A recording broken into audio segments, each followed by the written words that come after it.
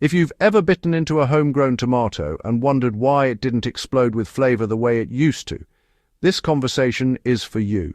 Before we go any further, make sure you subscribe to Evergreen Garden and leave a comment with what crop you think has lost the most flavor over the years, because this channel is about rebuilding real garden quality from the soil up.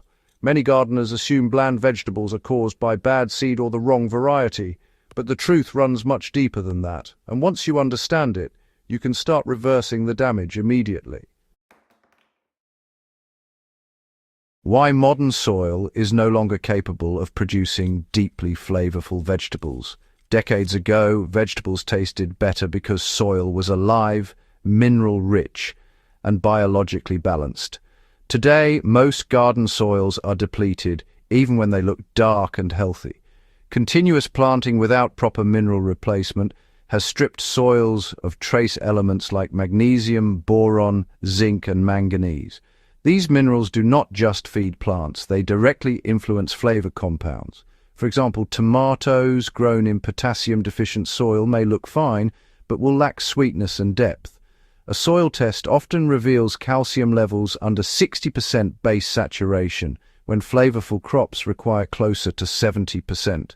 Correcting this with agricultural lime or gypsum, depending on pH, restores mineral balance and improves taste within 1 or 2 seasons. Why fast growth has replaced flavor in home gardens? Modern gardening advice often pushes rapid growth using high nitrogen fertilizers. Nitrogen forces lush foliage and quick harvests, but it dilutes flavor. Vegetables grown too fast accumulate water instead of sugars, oils, and acids.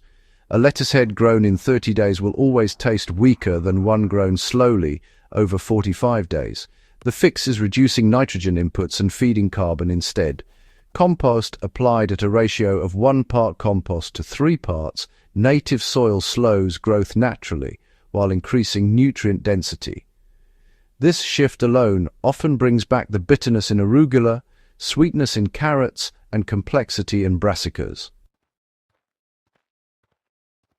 Why microbial life matters more than fertilizer labels. Plants do not absorb nutrients directly from fertilizer the way many believe. Soil microbes convert minerals into plant-available forms and trigger flavor development. Without fungi and bacteria, vegetables grow, but lack character.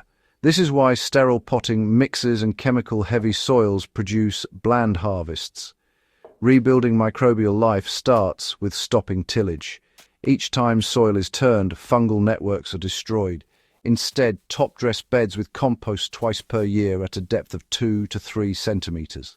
Add homemade compost tea using 1 shovel of compost per 20 liters of non-chlorinated water, aerated for 12 hours, and apply monthly to reintroduce living biology. So let's talk about why water quality and your watering habits. Well, they directly affect the taste of your tomatoes. Overwatering, honestly, is one of the fastest ways to ruin flavor. When you give your plants too much water, it actually dilutes the sugars and stops the roots from searching deeper for minerals. You might notice that tomatoes watered every single day just taste weaker than those given a deep soak every 5 to 7 days. A good, practical rule is to water until the moisture reaches at least 20 centimeters deep, then wait until the top 5 centimeters of soil have dried out before you water again. Oh, and rainwater, it consistently produces better flavor than tap water, mainly because it doesn't contain salts and chlorine. But if tap water is your only option, letting it sit for about 24 hours before you use it can really help, since it improves microbial survival and overall your plant's performance. So let's talk about seed genetics and why they're not really the villain, even though they still matter quite a bit. You know, many gardeners tend to blame hybrid seeds for the loss of flavor, but honestly, genetics can only express what the soil actually allows. Even a heritage tomato, if it's grown in dead soil, will still taste flat, no matter what. That being said, some modern varieties are bred more for shelf life than for flavor, which is a bit of a shame. If you're after taste, You should look for varieties that are known for their slow growth and thinner skins. Take Brandywine tomatoes, for example. They often outperform many hybrids, but only when they're grown in mineral-balanced soil. In the end, flavor comes from the interaction between genetics and the environment, not just nostalgia alone. Now, let's consider why harvest timing really changes everything. Vegetables that are harvested too early almost always sacrifice flavor. For instance, carrots develop most of their sweetness in the last 2 weeks before they reach maturity. Kale actually becomes richer after it's exposed to cool temperatures, as those conditions convert starches into sugars. And tomatoes, if they're picked at the breaker stage, will never quite match the taste of fruit that's ripened fully on the vine. Allowing crops to mature completely on the plant, even if it means a shorter shelf life, dramatically improves their taste. Honestly, this is one of the few advantages that home gardeners have over commercial growers, and it's something you should absolutely make the most of. So how can you start restoring flavor in just one growing season? Well, first things first, begin with a soil test and correct the calcium and magnesium ratios before anything else. Add compost generously, but do try to avoid synthetic fertilizers for at least one season. Mulch with organic material like dried grass or leaves at a thickness of about 5 to 7 centimeters to protect soil microbes and help retain moisture. Water deeply, but do it less often. Feed the soil biology monthly, rather than force-feeding your plants every week. These steps don't require expensive inputs at all, just a bit of consistency and patience.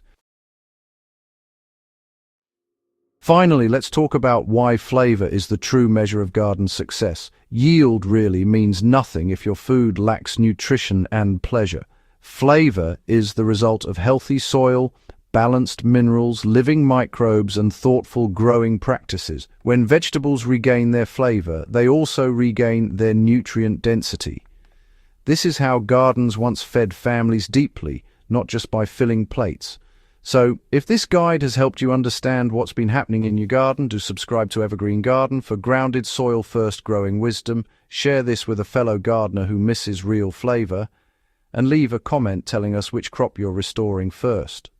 Real gardens grow from real knowledge, and this channel is here to keep that knowledge alive.